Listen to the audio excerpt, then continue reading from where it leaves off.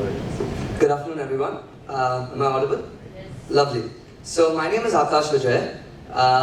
Just like Kanak sir said that I am the second generation in this business. To begin with, I'll just give you a little bit of background. So I joined the business in 2020, and for the past 4 years, I believe there's nothing that I can add here that none of these distinguished gentlemen already have. But what I can do is share a little bit of my experience as to what my thought process was as a second generation coming into this business, right? So when I actually began in 2020, that was right after COVID. And when I joined the business, my first idea was to find out what exactly in our current work are the lapses that we are facing in all aspects. So first I made a chart of the 7 different aspects that we're working on, right from operations, HR, marketing, sales, digitization, right? And then I listed down all the aspects that we don't really work on currently. After that, I started working on them one by one in terms of, let's say, for example, Ajay sir spoke about the importance of having time for oneself, right? What I noticed is most mutual fund distributors are self-employed in their own business.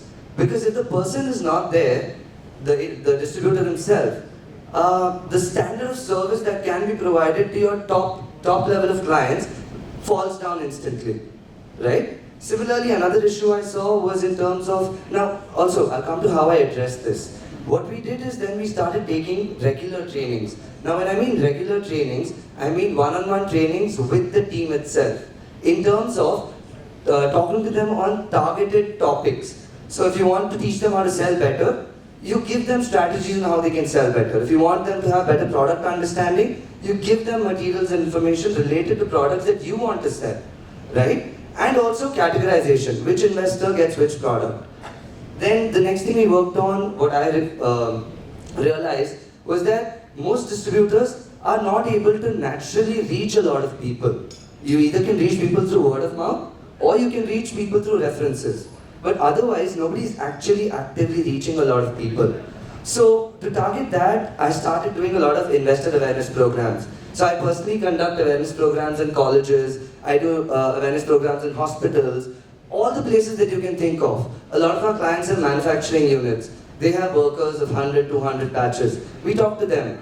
We talk to your rickshaw sangatnas, right? You approach the union leader, speak to him, try to get your word across to these people. So a lot of these lapses that I found, I started targeting them. And of course, as a second generation who doesn't have the responsibilities of actually handling all the clients, this is something that I can focus on. Coming to the third point, another very important drawback or very important part that I feel was missing was consistently communicating with your clients. Right? A lot of us, what happens is we focus a lot on the top 20 or 30% of our clients. Of course, they do generate the most revenue for you, but what I realize is the clients which are there in your, after your top 30%, so from 30 to let's say 50, 60 odd percent, that chunk is relatively very ignored by most distributors. If you see that person having a portfolio of roughly 30 to 50 lakhs, there's a very high chance that the person has a much higher capacity. It's just that we are not tapping into them, right? So these are the small little things that I have been working on.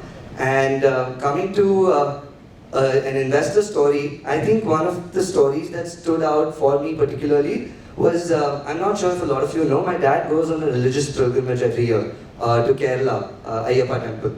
So there's this long-time friend of his who actually, he got into investing. He's still a pujari at a temple, and today the person, he got his 2 sons and his daughter married. They are all settled in life.